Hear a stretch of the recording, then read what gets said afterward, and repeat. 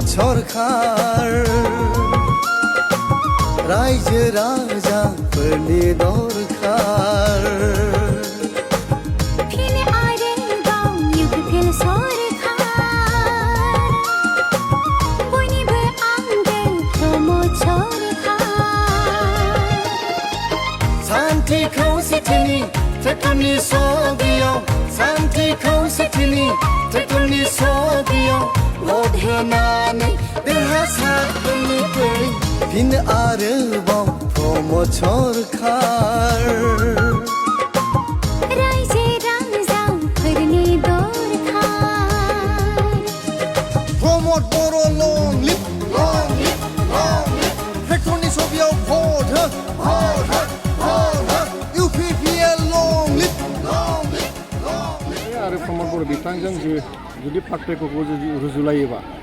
जोङो प्रमोद बर' बिथाङा गोरलैयैनो देरहागोन खारन बिश्वजित दैमारि बिथांखौ तामुलपुराव दिनै सिनायो बिथाङा गोबाव सम बाहेरायाव थानानै खामानिखौ मावबाय एमएलए हिसाबै बिथाङा पानेरियावसो दंहैयोमोन दा फटककै बहाय फैबाय बिथांनि खामानि मावनायखौ रायजोफ्रा नुवाखै प्रमोद बर'निखौ नुसारदों प्रमोद बर'आ रायजोफोरजों सानफ्रोमबो थाबाय थानाय खामानिखौ मावनायखौ रायजोफ्रा नुसारदों गतिके सानैजों जुदि रुजुनानै नायो बिश्वजित दैमारि बिथांखौ तामुलपुरनि रायजोफ्रा बावबाय आरो प्रमोद बर' बिथांखौ रायजो राजाफ्रा सिनायो गतिके बहाय प्रमोद बर'आ देरहानाया गोरलै जागोन तामुलपुर बियाबनि थाखाय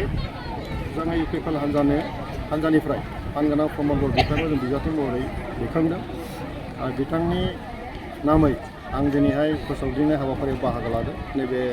सोनाब कुमारिघाटा ओनसोलावहाय बेवहाय रायजो राजाफोरनि जि नुथाय खोब मोजां परिबेसा खोब मोजां बयबो गोसो गुदुङै प्रमोद बर' बिथांनो भट होनो थाखाय थियारि मानोना प्रमोद बर' बिथाङा सासे बिटिसिनि चिफमोन तामुलपुरनिनो आरो बिथाङा दिनै रायजो सभानिबो सोद्रोमा बिथाङा चिफ महरै जेरैबायदि खामानि मावबाय तामुलपुर ओनसोलनि थाखाय दिनैहाय माने मेडिकेल कलेज लाबोनाय तामुलपुर जिल्ला बानायनाय पाग्लादिया दलां बानायनाय जि मोनसे थासारि बे ओनसोलाव लामा सामा बानायनाय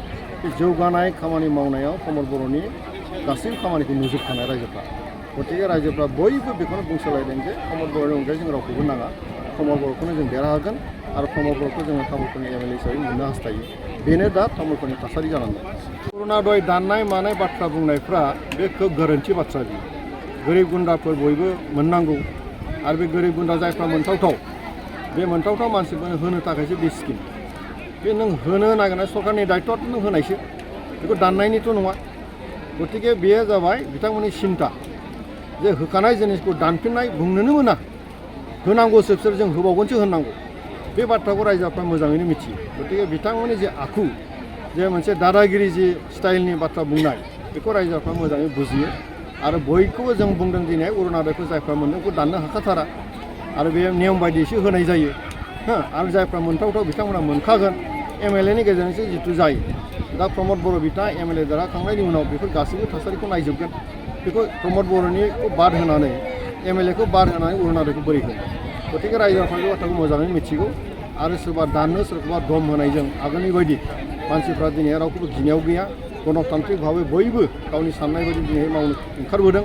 आरो गावनि लुबैनाय बायदि दिनै भटखौ होनो फैगोन आरो लुबैनायाव जोंनि प्रमोद बर' बिथाङानो नाम्बार 1 जानानै दङ प्रमोद बर' बिथाङानो देरहागोन